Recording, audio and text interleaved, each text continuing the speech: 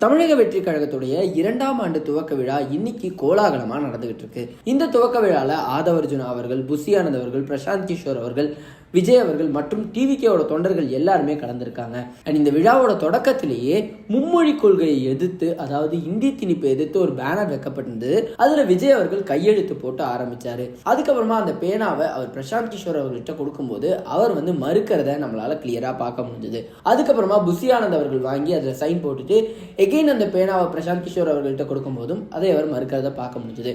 And அதுக்கப்புறமா எல்லாரையுமே மேடை கழிச்சாங்க. முதல்ல ஆதவ அர்ஜுனா அவர்களை மேடை கழிச்சிருந்தாங்க. அண்ட் அதுக்கப்புறம் புசி ஆனந்த் அவர்களை மேடை கழிச்சிருந்தாங்க. அண்ட் விஜய் அவர்களே மேல பிரசாந்த் கிஷோர் அவர்களை மேல மேடைக்கு அழைச்சாரு.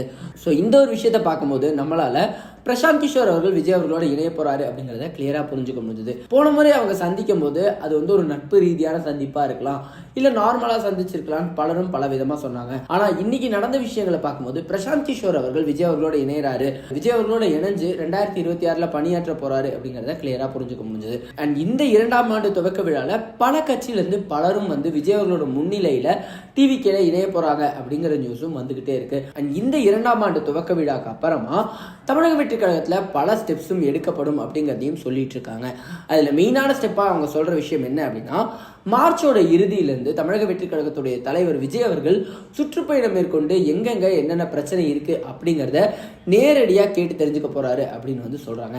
அண்ட் விஜய் அவர்களோட தளபதி 69 படமும் கூடிய சீக்கிரம் முடிவடையும் நிலையில முழு நேர அரசியல்ல விஜய் அவர்கள் ஈடுபட போறாரு அப்படிங்கிறதையும் ஒரு கிளியர் ஸ்டேட்மெண்டா எல்லாருமே எடுத்து வச்சிட்டு இருக்காங்க. அண்ட் ரீசெண்டா அவர் பரந்தூர்ல போய் மக்களை சந்திச்சிருந்தாரு. அது மாதிரி எல்லா இடத்துலயும் அவர் போய் சந்திக்க போறாரு, அதுக்கான வேலைகளை அவர் மேற்கொண்டுட்டு இருக்காரு அப்படின்னு சொல்லிட்டு இருக்காங்க.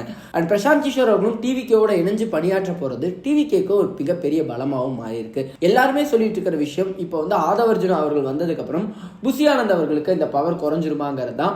ஸோ அது உட்கட்சி சண்டையா மாறுமாங்கிற கேள்வியும் எல்லாருக்கிட்டையும் இருந்துகிட்டு தான் இருக்கு. ஸோ இந்த ஒரு விஷயம் பத்தி நீங்க என்ன நினைக்கிறீங்க? இந்த ஒரு வருஷம் டிவிகேவோட பயணம் பத்தி நீங்க என்ன நினைக்கிறீங்க அப்படிங்கிறத கமெண்ட்ல சொல்லுங்க.